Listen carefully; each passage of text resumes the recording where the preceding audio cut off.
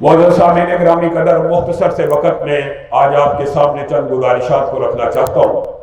سب سے پہلی بات تو یہ ہے، آپ سب کو عید مبارک ہو، لیکن عید مبارک اسی کے لیے ہے جس نے گناہوں کو چھوڑا۔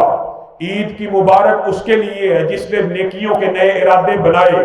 عید کی مبارک اسی کے لیے جس نے رمضان سے کچھ دروس اور عبرتیں حاصل کی۔ عید مبارک اسی کے لیے ہے کہ جس نے رمضان میں ارادہ کیا کہ آج کے بعد باجماعت نماز کو نہیں چھوڑوں گا، جس نے ارادہ کیا میں لوگوں کا حق نہیں کھاؤں گا، وہی عید کا مستحق ہے۔ عید کی مبارک اس کے لیے نہیں جس نے نئے کپڑے پہن تو لیے، گھر میں مٹھائی اور سیویاں تو بنا لی، مٹھائی کا بھی انتظام کر لیا۔ عید کی مبارک اس کے لیے ہے جس نے حرام کو چھوڑنے کا ارادہ کر لیا۔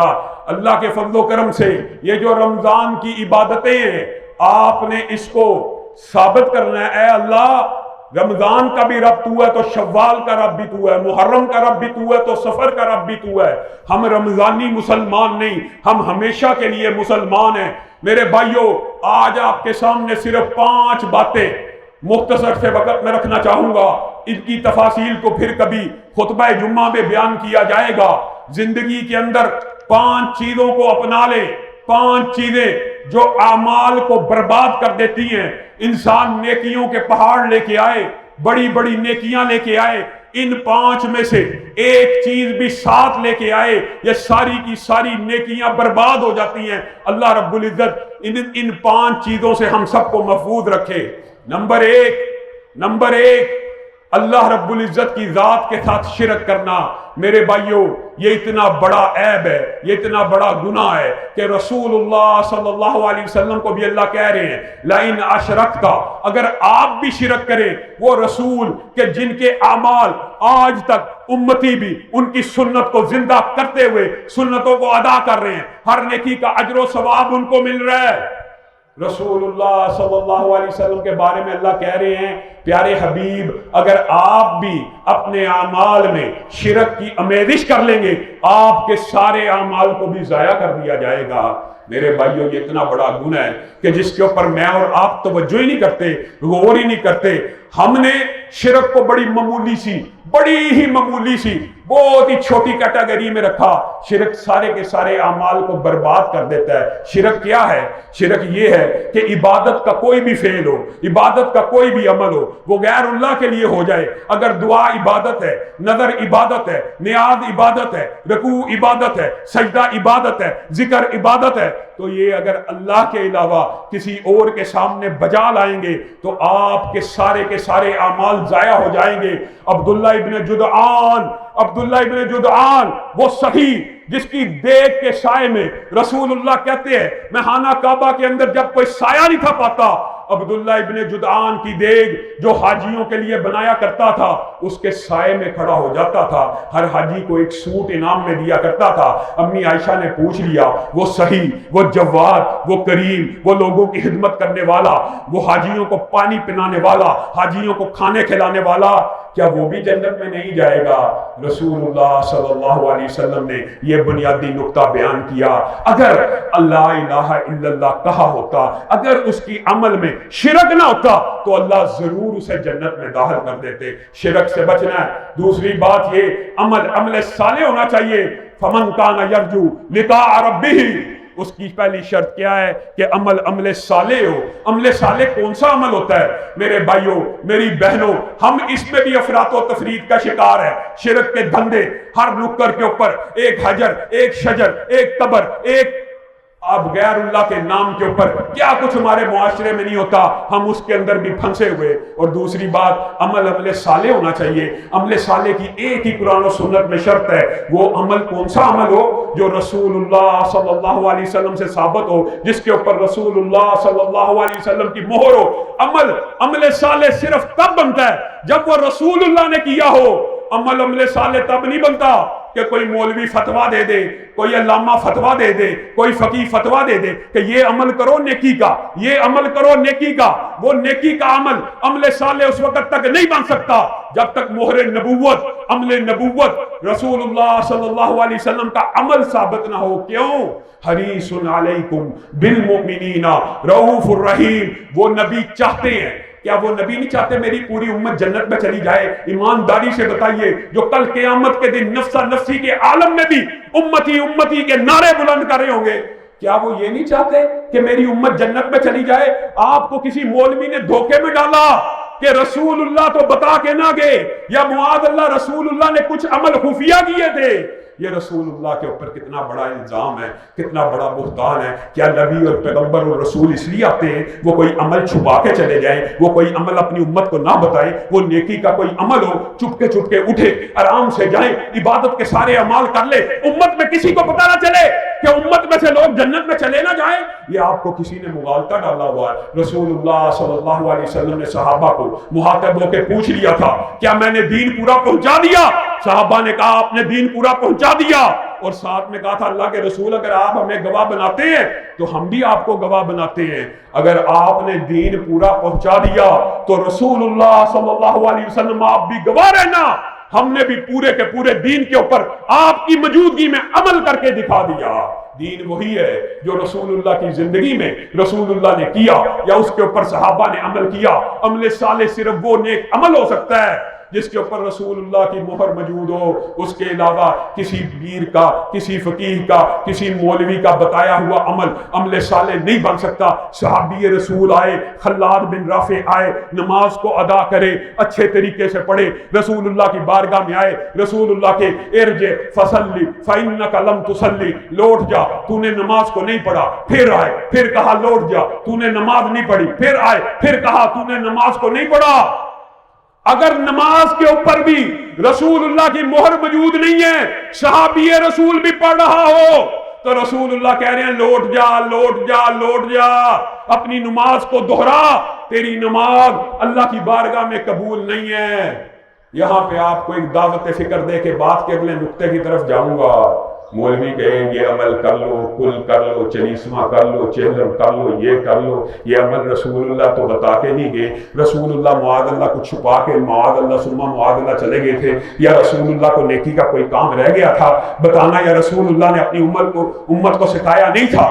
اللہ کی قسم یہ کام گناہ کا تو ہو سکتا ہے، یہ باعث گرفت تو ہو سکتا ہے، یہ عمل صالح نہیں بن سکتا۔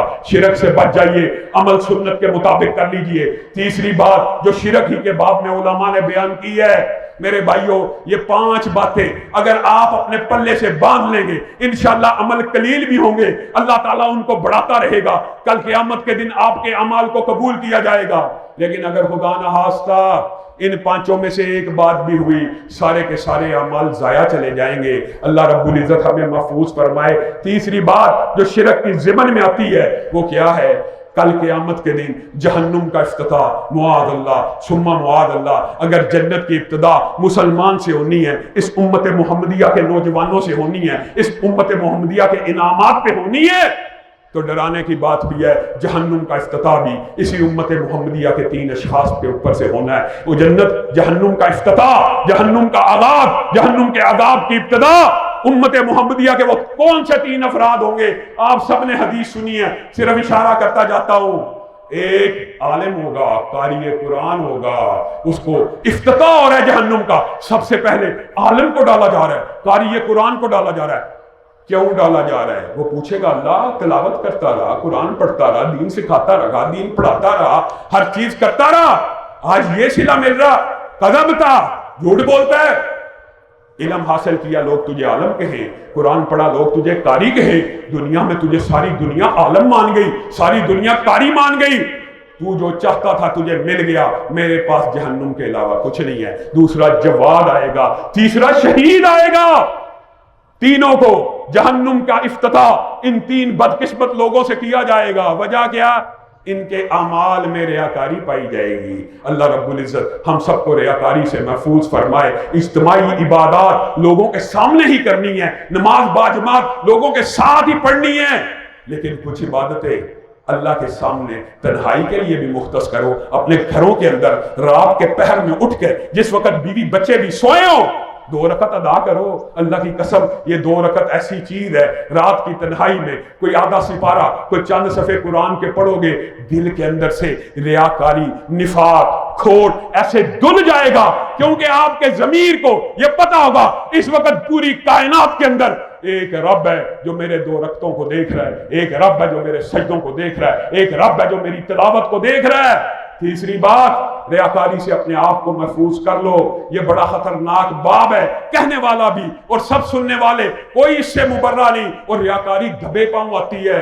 انسان خلوص نیت سے مسجد میں جاتا ہے، باجماعت نماز ادا کرنے کے لیے جاتا ہے، وہاں پہ کوئی بندہ اس کو ایسا مل جاتا ہے، نماز کو خوبصورت کرنا شروع کر دیتا ہے. میرے بھائیوں، اللہ کے لیے پڑھی ہے، اللہ کے لیے پڑھی ہے، اللہ کی مسجد میں آ کے پڑھی ہے، لیکن نیت یہ بن گئی فلاں دیکھ رہا ہے، نماز کو لمبا کر لوں، نماز کو لمبا کر لوں. صرف یہ بات سے بھی کئی مرتبہ عمل ضائع ہو جاتے ہیں. اس بات کے اندر بڑی احتیاط کی ضرورت ہے. یہ جو ہم نے عبادات کی ہیں، اللہ رب العزت ان کو ہمارے ساتھ مرتے دم تک رکھے، لیکن ان 5 چیزوں سے اجتناب کرنا ہی کرنا ہے. هل اتاك حدیث الغاشیہ وجوہ یومئذ خاشیہ عاملۃ ناصبہ عاملۃ ناصبہ عاملۃ ناصبہ. محدثین اور مفسرین نے کیا لکھا؟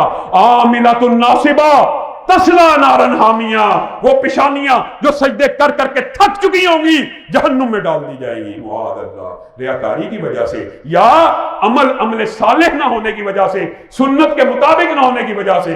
چوتھی بات میرے بھائیوں، بڑا خطرناک باب ہے. ہم اللہ کا حق تو ادا کر دیتے ہیں، اللہ کے حقوق میں تو لگے رہتے ہیں، لوگوں کے حق تلفی کر دیتے ہیں، لوگوں کے دل دکھاتے ہیں، لوگوں کو برا بھلا کہتے ہیں، لوگوں کو لان تان کرتے ہیں. آج تو معاشرے میں علماء کو، مولویوں کو، اسلام کو برا بلا لان تان کرنے کا ایک شخص کو، ایک ذات کو، اس کو معیار بنا لیا. جو اس سے محبت کرتا ہے وہی ایماندار ہے، جو اس سے نفرت کرتا ہے وہ بے ایمان ہے، وہ غدار ہے، وہ چور ہے. تو میرے بھائیوں، اللہ کے لیے ڈر جاؤ، اللہ کے لیے ڈر جاؤ. رسول اللہ صلی اللہ علیہ وسلم نے کہا قیامت کے دن مفلس وہ ہے، مفلس. تم مفلس کس کو کہتے ہو؟ جس کے پاس پیسہ نہیں ہے، درہم اور دینار نہیں ہے. مفلس وہ ہوگا کل قیامت کے دن نیکیوں کے پہاڑ لے کے آیا، نیکیوں کے پہاڑ. یہ بھی نیکی، روزہ بھی ہے، حج بھی ہے، للہیت بھی ہے، قرآن کے پارے بھی ہیں، تلاوتیں بھی ہیں، ذکر بھی ہیں، لیکن کسی کو گالی دی ہے، کسی کے اوپر لعن طعن کی ہے، کسی کو برا بھلا کہے، کسی کو تھپڑ مارا ہے، کسی کا مال کھایا ہے، کسی کا قرضہ دینا ہے، کسی کی امانت میں خیانت کی ہے. یہ سارے کے سارے کیا ہیں؟ حقوق العباد ہے. مسلمانوں کے ایک دوسرے کے اوپر حق ہیں، خیانتیں ہیں، یہ ایک دوسرے کے خلاف غیبتیں ہیں. میری بہنیں بیٹیاں غور کریں، غیبتیں. رسول اللہ صلی اللہ علیہ وسلم نے فرمایا اس سے یہ نیکیوں کے پہاڑ لے کے جس کی غیبت کی ہے اس کو دے دیا، جس کو تھپڑ مارا اس کو دے دیا، جس کو گالی دی اس کو دے دیا، جس کا مال کھایا اس کو دے دیا. نیکیاں ختم، پہاڑوں جتنی نیکیاں ختم. لوگوں کے حق باقی ہیں، گناہگار ہیں، وہ بے ایمان ہیں بظاہر. اللہ اس بندے سے حق لینا ہے، اس کے بعد نیکی کوئی نہیں بچی. اللہ پھر یہ جو گناہ ہے، یہ جو چوری ہے، یہ جو موسیقی سنی ہے، یہ جو غلط کام کیا تھا بدلہ تو دے. یہ بے وقوف آدمی نہ چوری کی، نہ گانا سنا، نہ برائی کی، اس کے اوپر لوگوں کی چوریاں ڈل رہی ہیں، اس کے اوپر لوگوں کی موسیقیاں ڈل رہی ہیں، اس کے اوپر لوگوں کے غیر محرموں کے چہرے ڈل رہے ہیں. اس نے کیا بھی نہیں، اس کے اوپر ڈل رہے ہیں. کس وجہ سے؟ کیونکہ لوگوں کی حق تلفی کرتا رہا، لوگوں کی حق تلفی کرتا رہا. چوتھی بات یہ ہے، جو لوگوں کا خائن ہو، لوگوں کی امانتوں میں خیانت کرتا ہو، جو لوگوں کے حقوق کو پورا نہ کرتا ہو، کل قیامت کے دن اس کے بھی سارے اعمال برباد ہو جاتے ہیں. اللہ رب العزت ہم سب کو محفوظ کرتے ہیں. اور آخری بات جو اس باب میں بڑی اہم ہے اور جس کا آج سارے کا سارا معاشرہ شکار ہے، حضرت ثوبان کی حدیث ہے، اللہ کے لیے ڈر جاؤ. اللہ کے لیے میری بہنیں بیٹیاں، میرے نوجوان بیٹے، میرے بھائی، میرے بزرگ، اللہ کے لیے ان 4 باتوں کو اپنے پلے جو پہلے کہیں باندھ لے. شرک کبھی بھی ہلکا سا بھی اپنے عمل میں شامل نہیں کرنا، سارے اعمال کو برباد کر دیتا ہے. وہ عمل چاہے جتنے مرضی لمبے سجدے ہوں، جس کے اوپر مہر نبوت نہ ہو، ضائع برباد. ریاکاری سے ضائع برباد، لوگوں کی حق تلفی سے ضائع برباد. اور 5ویں بات وہ بڑی اہم ہے، حضرت ثوبان کی حدیث ہے کہ جو بندہ لوگوں کے سامنے تو حاجی ہو، نمازی ہو، مفہوم آپ کے سامنے رکھ رہا ہوں، نیک ہو، متقی ہو، نمازیں بھی پڑھتا ہو، عمرے بھی کرتا ہو، لیکن جب اکیلا ہو، جب تنہا ہو، آپ نے کبھی غور کیا ہے؟ یقین کریں کئی مرتبہ اس حدیث کے اوپر غور کرتا ہوں تو لگتا ہے کہ آج ہی کے دور کے موبائل کے بارے میں، آج ہی کے دور میں فیس بک کے بارے میں، آج ہی کے دور کے یوٹیوب کے بارے میں جب تنہا بیٹھتا ہے تو اللہ رب العزت کی ان حدوں کو پامال کر دیتا ہے جو اللہ رب العزت نے اس کے اوپر حرام کی ہیں تنہائی میں۔ ہاں فیس بک چل رہا ہے، غیر محرموں کے چہرے آ رہے ہیں، یوٹیوب چل رہا ہے، گندی تصویریں چل رہی ہیں، جب بھی موقع ملے، جب بھی تنہا ہو، لوگوں کے سامنے گناہ نہ کرے، لوگوں کے سامنے نیک ہے، ولی اللہ ہے، متقی ہے، لیکن رات کی تاریکی میں، اندھیروں میں اکیلا بیٹھا ہوا ہے، جب موقع ملے پرواہ نہ کرے غیر محرم کو دیکھ رہا ہے یا نہیں دیکھ رہا، پرواہ نہ کرے غیر محرم سے چیٹ ہو رہی ہے نہیں ہو رہی، میری بہنیں بیٹیاں بھی ڈر جائیں، میرے بھائی بیٹے بھی ڈر جائیں۔ کیا اتنی سی بات کے اوپر سارے گناہوں کو، ساری نیکیوں کو گناہوں میں تبدیل کرنا ہے؟ رسول اللہ صلی اللہ علیہ وسلم نے کہا کل قیامت کا دن ہوگا، ان لوگوں کی پہاڑ تہامہ کا نام بھی لے لیا، اتنا بڑے پہاڑ، اس باغ سے بڑے بڑے پہاڑ ہیں، ان سے بھی بڑی بلند و بالا نیکیاں کس کے لیے کی ہوں گی؟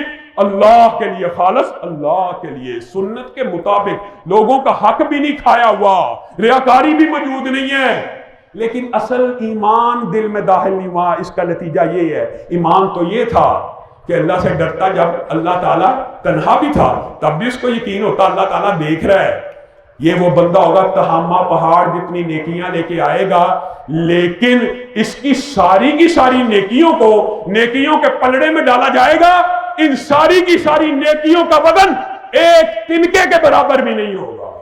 یہ وہ شخص ہوگا بدقسمت جس نے تنہائی کے اندر جب موقع ملا اللہ کی حرام کردہ اشیاء کو حلال جان کے استعمال کر دیا۔ اللہ رب العزت ان 5 چیزوں کو سمجھنے کی اور ان کے مطابق اپنی زندگی گزارنے کی اور ان چیزوں سے اجتناب کر کے بقیہ ساری زندگی گزارنے کی توفیق عنایت فرمائے۔